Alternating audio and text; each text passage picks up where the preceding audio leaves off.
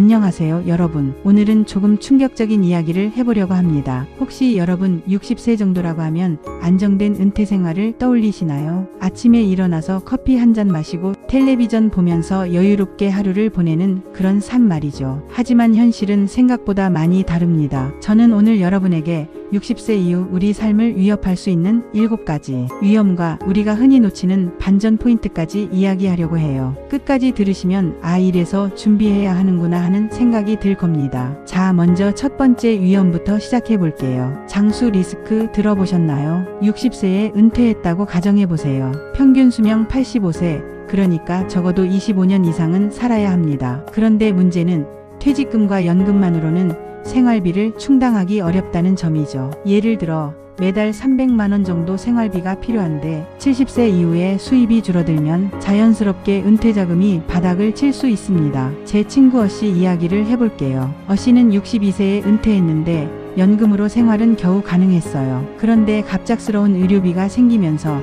결국 연금 일부를 깨고 빚까지 져야 했죠. 상상해보세요. 돈이 좀 있긴 한데 매일 불안하고 내 노후가 정말 안전할까 하는 생각이 머릿속을 떠나지 않는 거죠. 여기서 반전 포인트가 있습니다. 많은 분이 아직 젊으니까 괜찮다라고 생각하지만 사실 늦었다고 생각할 때가 바로 시작하기 가장 좋은 시점입니다. 연금과 퇴직금을 점검하고 일부 자산은 종신연금이나 안정형, ETF로 배치하면 남은 25년을 충분히 안정적으로 살 수 있어요. 두 번째 위험은 건강과 의료비입니다. 60대가 되면 병원 방문이 잦아지고 만성질환이나 치매 같은 질환 위험이 높아집니다. 친구 B씨 사례를 말씀드릴게요. B씨는 62세에 골절로 병원에 입원했어요. 그때까지는 생활비가 충분했지만 의료비 때문에 결국 연금 일부를 깨야 했죠. 반전 포인트, 돈만 있어도 건강이 없으면 노후는 즐겁지 않습니다. 그래서 대비책이 꼭 필요합니다. 규칙적인 운동, 균형 잡힌 식사,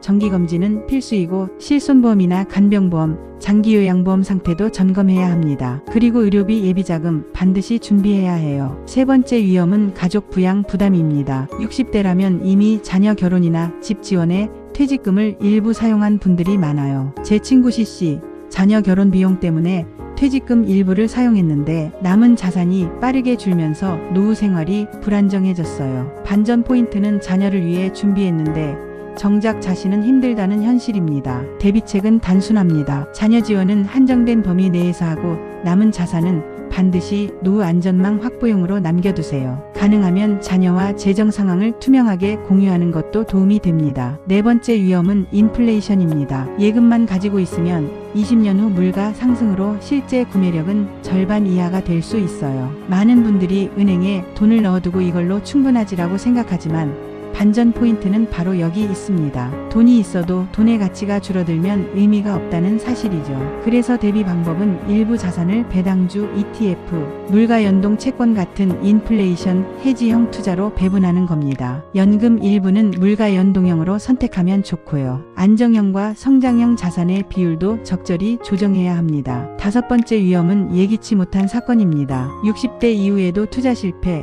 사기, 배우자 건강 문제 등으로 자산이 순식간에 줄어드는 경우가 많아요. 제 친구 D씨는 조금 무리하게 투자했다가 단 한 번의 판단 실수로 자산의 절반 이상을 잃었어요. 반전 포인트, 노후 준비는 단순히 돈을 모으는 것이 아니라 위험을 분산하고 지키는 전략이 핵심이라는 점입니다. 투자 분산, 재무계획 공유, 사회적 관계 유지 모두 중요합니다. 여섯 번째 위험은 개인 파산입니다. 이게 조금 충격적일 수도 있어요. 60대에도 빚과 투자 실패로 개인 파산을 하는 사례가 있습니다. 제 친구 E씨는 퇴직금을 부동산 투자에 넣었는데 결과는 실패였어요. 남은 자산 대부분을 잃고 결국 파산 신청을 했습니다. 대비 방법은 간단하지만 철저해야 합니다. 무리한 레버리지를 쓰지 말고 일부 자산은 원금 보존형 상품에 안전하게 보관하세요. 그리고 비상시 활용할 수 있는 현금성 자산을 반드시 확보해야 합니다. 일곱 번째 위험은 고독사입니다. 60대 이후 배우자와 사별하거나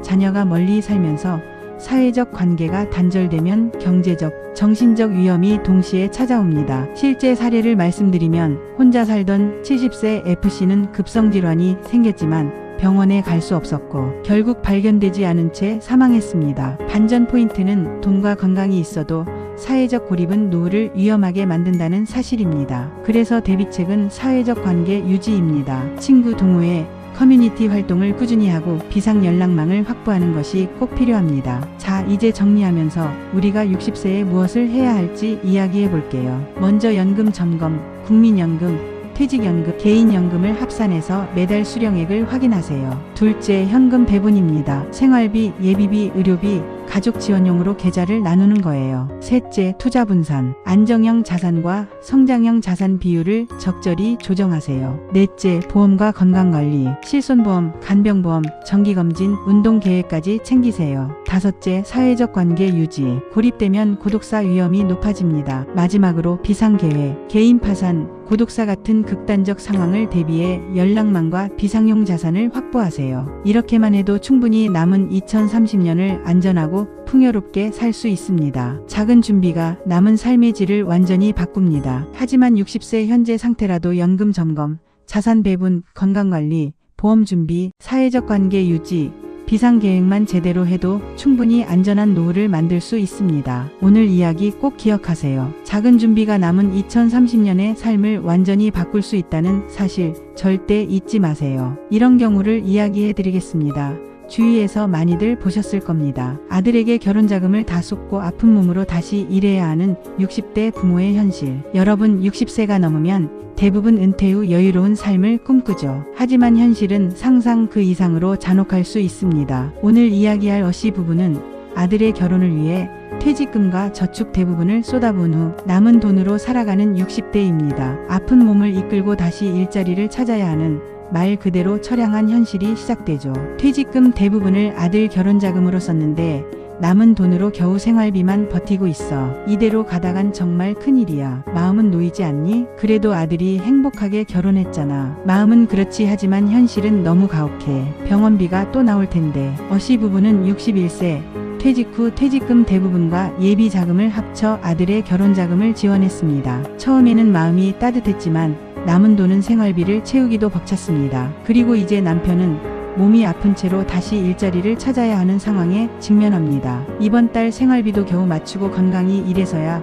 더 이상 일하기 힘들 텐데 병원도 다녀야 하고 공과금도 내야 하고 이렇게 계속 살 수 있을까? 이렇게까지 힘들게 살아야 하는 걸까? 우리 아들한테 집까지 사주고 이제 남은 건 빚과 병분이네. 퇴직금 대부분을 자녀에게 쓴 부모는 이렇게 현실과 직면합니다. 건강은 점점 악화되고 생활비는 빠듯하며 은행 통장을 볼 때마다 등골이 오싹할 정도입니다. 우리 이제 남은 돈으로 병원비조차 버겁겠지. 아들의 행복을 위해 이렇게까지 희생해야 했나. 그래도 자식을 포기할 수는 없잖아. 우리 노후는 이렇게 망가져버렸지만 그래도 인연을 끊을 수는 없네. 여러분 이것이 현실입니다. 자식에게 끝없이 투자하다가 자신의 노후와 건강을 잃고 심지어 마음 한켠에서는 공포와 외로움 속에 살아가는 부모도 있습니다. 자식과의 인연을 포기하지 못하는 마음은 아름답지만 그대가는 너무 가혹합니다. 이 이야기는 단순한 슬픔이 아닙니다. 부모로서 사랑과 희생, 자식과의 관계 속에서 반드시 경계해야 할 현실을 보여줍니다. 노후를 지키는 일은